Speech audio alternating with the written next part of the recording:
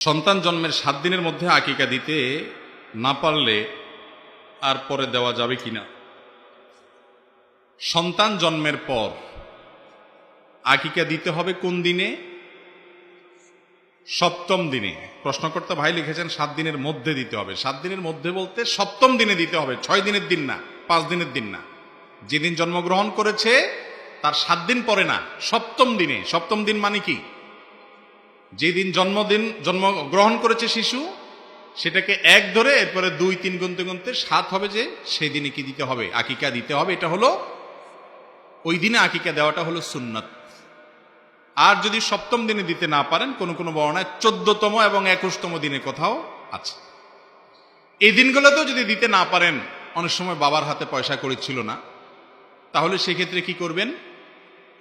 বড় হওয়ার পরেও আকিকা দিতে পারবেন। এটাই বিশুদ্ধতর মত। বিভিন্ন সালাফ থেকে বড় হওয়ার পরেও আকিকা দেওয়ার কথা বর্ণিত আছে। যদিও সুন্নাহ হলো 7ম দিনে দেওয়া, সেটা মিস হয়ে গেলে একেবারে না দেওয়ার চাইতে পরবর্তীতে দেওয়া জায়েজ আছে, এবং এটা অনেক সালাফ থেকে প্রমাণিত আমল, যার কারণে বড় হওয়ার পরেও সন্তানের আকিকা দেওয়া যেতে পারে। ইচ্ছাকৃতভাবে বিলম্ব করা উচিত না। আমাদের দেশে আকিকার এই আমলটার ব্যাপারে একটা বিরাট অবহেলা আমাদের আছে। সেটা হলো, বিশেষ করে আপনার এই কুমিল্লা, নোয়াখালী, লক্ষ্মীপুর, ফেনী অঞ্চলে যারা একটু প্রবাসে থাকে বেশি, তাদের বাচ্চা কাচ্চা হলে আকিকা দেওয়ার জন্য বলে যে বাপ আসুক তারপরে দেব। আছে না এটা? তো বাপ আসার সাথে তো আকিকার কোনো সম্পর্ক নাই ভাই। আকিকা সময় মতো দিয়ে ফেলতে হবে, বাপ আসুক বা না আসুক।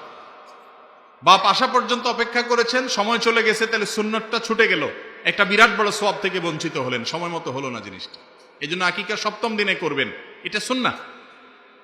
আবার অনেক সময় দেখা যায় যে আকিকার ব্যাপারে আমাদের অনেক ভাইরা আছেন, অনেক মানুষ আছেন যারা আকিকা এটাকে বলেন যে এটা একসাথে কোরবানির সাথে দেব, কারণ তখন তো পশু জবাই করবো একসাথে, তখন কি দিয়ে দিব? আকিকাও দিয়ে দিব।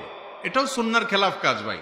কোরবানি পর্যন্ত অপেক্ষা করবেন কেন? হ্যাঁ, আপনার সন্তানের আকিকা যদি 7ম দিনটা কোরবানি ঈদের দিন হয় তাহলে দেন, ভিন্ন কথা।